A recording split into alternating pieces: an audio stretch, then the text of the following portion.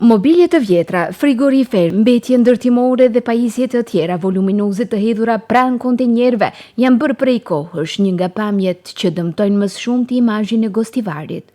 Mungesa e një sistemi të organizuar për grumbullimin dhe trajtimin e këtyre mbetjeve ka bërë që ato të përfundojnë në hapësira publike, duke krijuar probleme mjedisore dhe estetike për qytetin.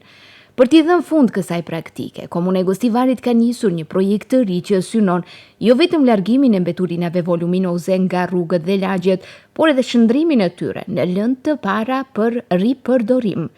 Projekti realizohet në kuadër të programit Fondi për Inovacione Urbane me mbështetje të programit për zhvillim të Kombeve të Bashkuara dhe synon të vendosë themelet e ekonomisë qarkulluese në qytet. Kështu bën të ditur udhëheqësi i sektorit të ekologjisë në Komunën e Gostivarit, Zudi Xhelili.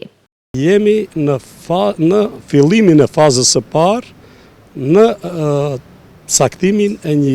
pike, domethënë një qendre për grumbullimin e këtyre mbeturinave. Ne shfrytzuam rastin, ndërmarrja publike ka një tokë ku prej 3-4.000 metra katror, ku i mban domethënë mirëmbajtjen e automjeteve, është një magazin, një depo, dhe në një kënd të asaj depoje ne vendosëm që ta bëjmë qendrën për grumbullimin e mbeturinave voluminoze. Së pari ne do të zhvillojmë edhe fushat,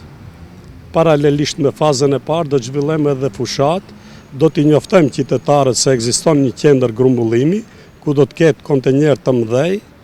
që janë me mbi 5 metre kub, dhe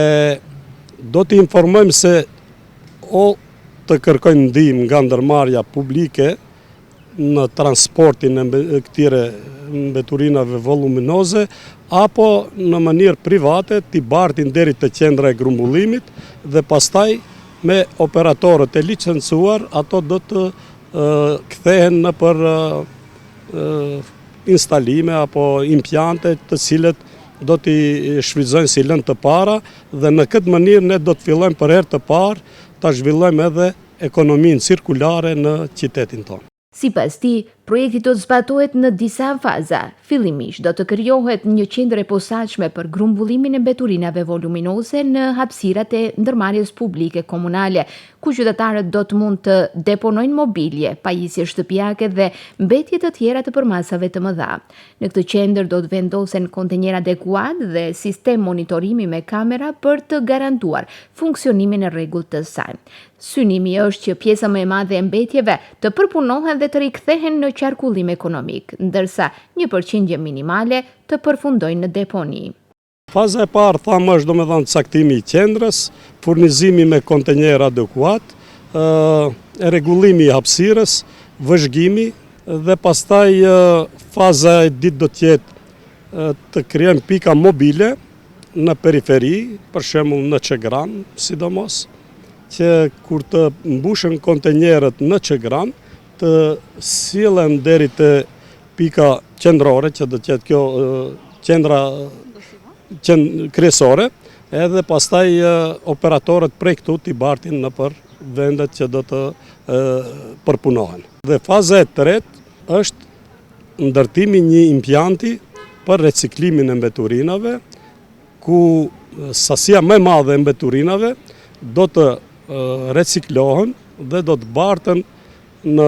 ripërpunim, ndërsa vetëm 30% e mbeturinave do të deponohen në deponinë rusine. Në këtë mënyrë, mbeturinat që deri dje përfundonin pranë kontenjerëve apo në deponi ilegale do të mund të shndrohen në resurse të dobishme për industrinë e riciklimit, duke reduktuar ndotjen dhe duke krijuar vlera të reja ekonomike. Sipas përllogaritjeve të komunës, projekti pritet të sjellë përmirësim të ndjeshëm të sistemit të menaxhimit të mbeturinave, rritje të nivelit të riciklimit, ulje të sasisë së mbeturinave që përfundojnë në deponi, si dhe përfshirje më të madhe të qytetarëve në mbrojtjen e mjedisit. Njëkohësisht ai pritet të hapë mundësi të reja për punësim dhe zhvillim të aktiviteteve që lidhen me ekonominë e gjelbër. Vlera e përgjithshme e projektit arrin rreth $200.000. Komuna e Gostivarit merr pjesë me $35.000, ndërsa pjesa tjetër është e financuar përmes mbështetjes së Ministrisë së Financave të Slovakisë.